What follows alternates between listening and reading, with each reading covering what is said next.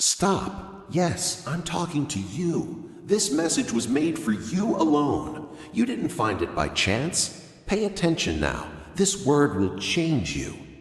My child, every trial you faced, every moment you felt weak or broken, I am using it to make you stronger.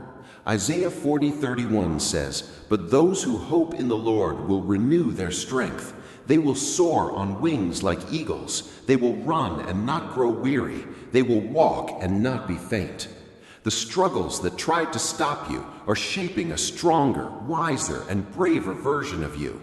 I see every tear, every silent prayer, every effort you thought went unnoticed, and I am using it all to build resilience and courage inside you. Hold on, stand tall. You are becoming stronger than you ever imagined. For more encouragement and God's promises, subscribe to Jesus' Message for You and share this message to bless others too.